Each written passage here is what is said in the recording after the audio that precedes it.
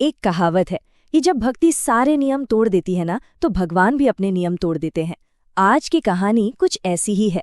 ये कहानी है कर्माबाई की, एक ऐसी माँ जिसके भोले भाले प्रेम ने भक्ति के, अब कह सकते हैं, बड़े बड़े नियमों को ही चुनौती दे दी और पता है क्या, हमेशा के लिए बदल भी दिया।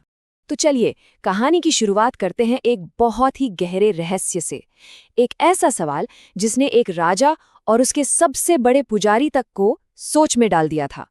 सवाल ये था कि मंदिर के बंद, एकदम सील बंद गर्भगृह में भगवान की मूर्ति पर खाना कैसे पहुंच गया। इसका जवाब सच कहूं तो किसी इंसान के पास था ही नहीं, शायद सीधे भगवान के पास था।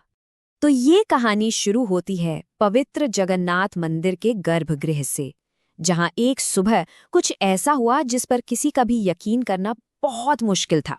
तो देखिए, समय था भोर का। सुबह होने से ठीक पहले चारों तरफ एकदम शांति थी। मुख्य पुजारी राजेंद्र भगवान जगन्नाथ को जगाने के लिए गर्भगृह के अंदर गए। लेकिन उस दिन कुछ बहुत अजीब था। उन्होंने जब ध्यान से देखा तो उनके होश उड़ गए।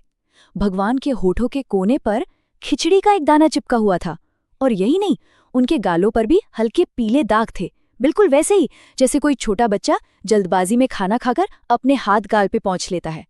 अब ये बात हैरान करने वाली इसलिए थी क्योंकि ये हो ही नहीं सकता था। मंदिर के दरवाजे तो रात भर से बंद थे, और सबसे बड़ी बात, सुबह के भोग में खिचड़ी चढ़ाने का तो कोई नियम ही नहीं था। अब जैसे ही ये खबर राजा गजपति तक पहुंची, आप सोच सकते हैं पूरे दरबार में खलबली मच गई। उन्होंने फौरन आदेश दिया कि मंदिर की सुरक्षा दोगुनी कर दी जाए।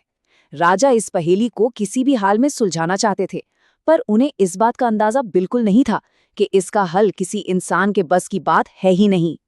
तो चलिए अब मंदिर के उस भव्य माहौल से निकलते हैं और चलते हैं पुरी की एक बहुत ही साधारण सी झोपड़ी की तरफ, क्योंकि असली कहानी का सिरा यहीं से जुड़ा था। यहीं पर भक्ति के दो बिल्कुल अलग रास्ते एक दूसरे से टकराने वाले थे। और ये हैं कर्माबाई। इनके चेहरे पर उम्र की लकीरों से कहीं ज्यादा ममता की चमक है। मंदिर के बड़े बड़े मुश्किल अनुष्ठानों से कोसों दूर इनकी भक्ति एकदम सीधी और सरल थी। बस एक ही मकसद, अपने बच्चे, अपने लाला का पेट भरना।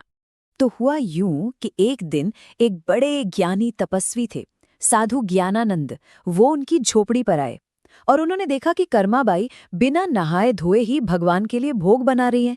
ये देखकर तो वो चौंक गए। उन्होंने थोड़ा डांटते हुए कहा, ये तुम क्या कर रही हो? शास्त्र कहते हैं कि पहले स्नान करना चाहिए, फिर पूजा।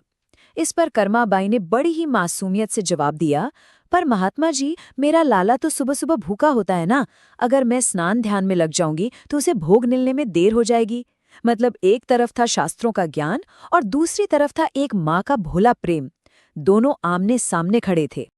अब सवाल ये उठता है कि कर्माबाई का भगवान के साथ इतना गहरा, इतना प्यारा रिश्ता बना कैसे? अच्छा, इसका जवाब छिपा है उनके बचपन की एक घटना में। बहुत साल पहले की बात है, जब कर्मा एक छोटी सी बच्ची थीं, तो उनके माता पिता एक तीर्थ यात्रा पर जा रहे थे। जाते जाते उन्होंने कहा, बेटी ध्यान रखना, ठाकुर जी को भोग लगाए बिना खुद कुछ मत खाना। अगले दिन उस नन्ही सी बच्ची ने खिचड़ी बनाई और मूर्ति के आगे रख दी। लेकिन पत्थर की मूर्ति भला कैसे खाती? देखते देखते शाम हो गई। वो बच्ची भूखी प्यासी रोने लगी और कहने लगी, प्रभु, अगर आप नहीं खाएंगे तो मैं भी भूखी ही रहूंगी। कहते हैं ना, एक बच्चे के मासूम आंसू और उसकी जिद, वो तो पत्थर को भी पिघला देती है।